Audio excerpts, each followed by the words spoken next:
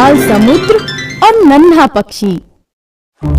समुद्र के बीचों बीच खड़ी बड़ी बड़ी चट्टानों पर समुद्री पक्षी का एक परिवार रहता था। उस परिवार में माता पिता और उनके 2 बच्चे थे। माता पिता नीले विशाल समुद्र के ऊपर उड़ते हुए अपनी चोंच में मछली पकड़ते और अपने बच्चों को खाने के लिए देते थे। एक दिन मम्मी और पापा अपने बच्चों से बोले, बच्चों, अब तुम दोनों बड़े हो गए हो, अब तुम्हें उड़ना सीखना चाहिए। कल से मैं तुम्हें उड़ना सिखाऊंगी। हाँ बच्चों, तुम लोग कब तक हम पर निर्भर रहोगे? मछली पकड़ना तुम्हें सीखना ही होगा। ये सुनकर दोनों बच्चे बहुत उत्सुक थे कि कल वो उड़ना सीखेंगे। सुबह होते ही उनकी मम्मी ने उन्हें उड़ने के बारे में सिखाया। उसने दोनों बच्चों को पहाड़ के ऊपर एक छोटे और ऊंचे पत्थर पर खड़ा किया और फिर बोली, तो बच्चों, अब तुम दोनों इस पत्थर से नीचे कूदो और जैसे ही तुम पत्थर से कूदोगे तो तुम अपने पंख खोल लेना और ऊपर उठने की कोशिश करना। अपनी मम्मी की बात सुनकर पहला बच्चा कूदा और देखते ही देखते वो ऊंचे आसमान में उड़ने लगा।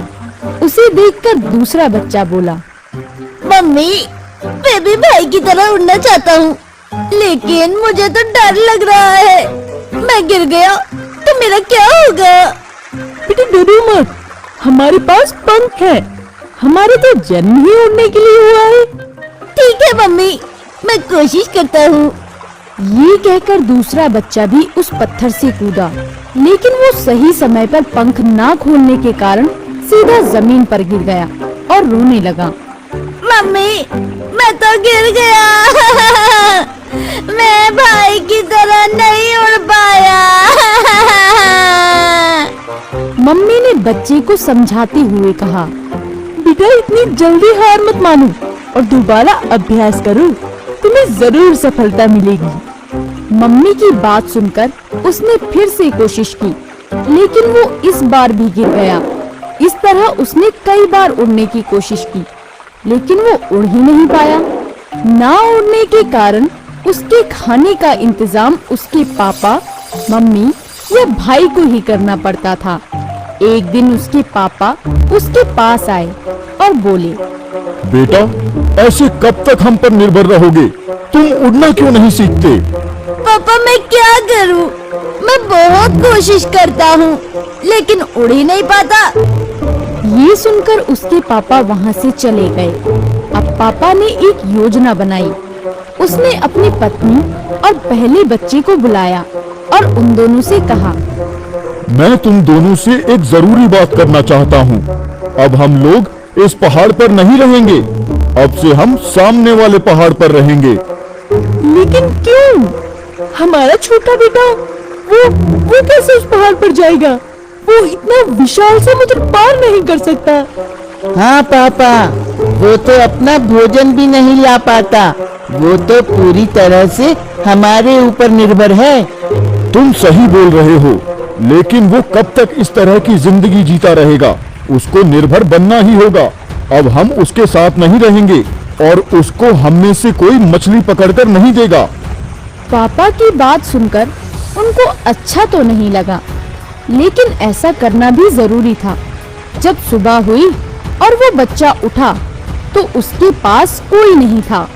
उसने इधर उधर देखा तो उसके पापा, मम्मी और भाई सामने वाले पहाड़ पर बैठकर मछली खा रहे थे। ये देखकर उसको बहुत दुख हुआ।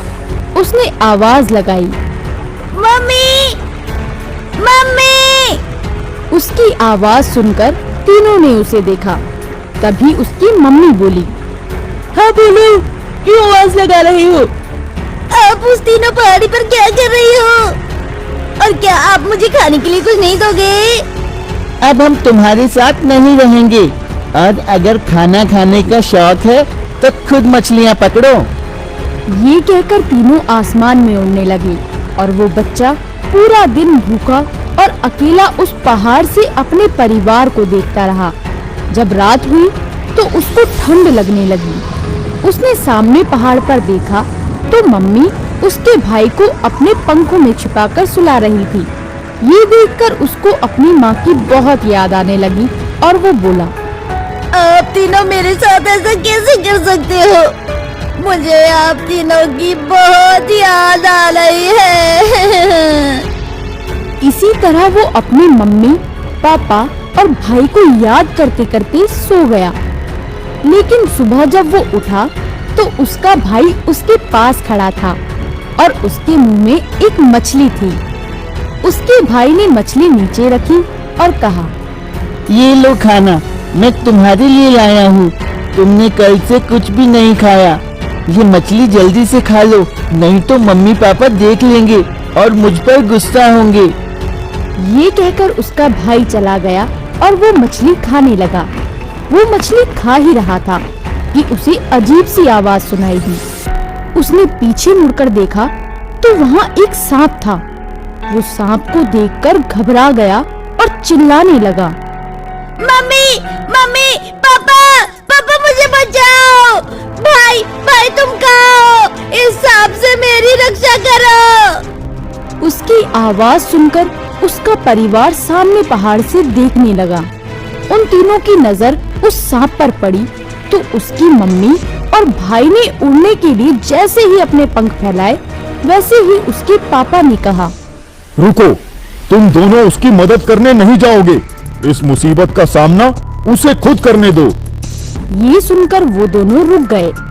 वहीं दूसरी पहाड़ी पर सांप धीरे धीरे उस बच्चे के पास आ रहा था। सांप ने बच्चे से कहा, आज बहुत दिनों के बाद इतना अच्छा भोजन मिला है, अब मैं तुम्हें खाऊंगा। सांप को अपने पास आता देख बच्चा बोला, मुझे छोड़ दो, मैंने तुम्हारा क्या बिगाड़ा है? तभी सांप बच्चे की तरफ बढ़ने लगा और बच्चा धीरे धीरे पीछे होने लगा। इस तरह वो पहाड़ के किनारे पर आ गया। सांप भी उसके एकदम सामने आ गया और सांप ने जैसे ही फुंकार मारी, बच्चा सीधे नीचे गिर गया और उसने डर के कारण अपनी आंखें बंद कर ली। ये देखकर उसका भाई उड़ता हुआ उसके इर्द गिर्द मंडराने लगा और बोला, अपनी आंखें और पंख खोलो भाई, और जल्दी से ऊपर उठने की कोशिश करो, जल्दी करो। बच्चे ने अपने भाई की बात सुनी। उसने जल्दी से अपनी आंखें खोली और पंख फैला दिए। उसने हवा में ऊपर उठने की कोशिश की। अब वो आसमान में उड़ने लगा। ये देखकर उसके मम्मी पापा बहुत खुश हुए। वो भी आसमान में उसके साथ उड़ने लगे। थोड़ी देर बाद उसके पापा उस सांप के पास गए और उससे कहने लगे, तुम्हारा बहुत बहुत धन्यवाद, तुमने मेरे बेटे को उड़ना सिखा दिया। भला पक्षियों को भी कोई उड़ना सिखा सकता है? मैंने तो बस तुम्हारे बेटे का डर निकाला है। ये सब बातें दोनों बच्चे और उनकी मम्मी भी सुन रही थी। वो सभी उस पहाड़ पर आए और बोले, क्या तुम दोनों एक दूसरे को जानते हो? हाँ, ये सांप मेरा बहुत अच्छा दोस्त है। मैंने इसे हमारे बच्चों के डर के बारे में सारी बात बताई और ये हमारी मदद करने के लिए तैयार हो गया। ये बात सुनकर सभी बहुत खुश हुए। इस तरह उस सांप की मदद से अब छोटा सा पक्षी खुले आसमान में और नीले समुद्र के ऊपर बहुत ऊंचाई पर उड़ने लगा और वो मछलियां पकड़ना भी सीख गया। तो दोस्तों, इस कहानी से हमें ये शिक्षा मिलती है कि कई काम ऐसे होते हैं जो डर के कारण हम नहीं कर पाते हैं। इसीलिए हमें कभी भी डरना नहीं चाहिए और अपने काम में सफल होने के लिए कभी अभ्यास करना नहीं छोड़ना चाहिए।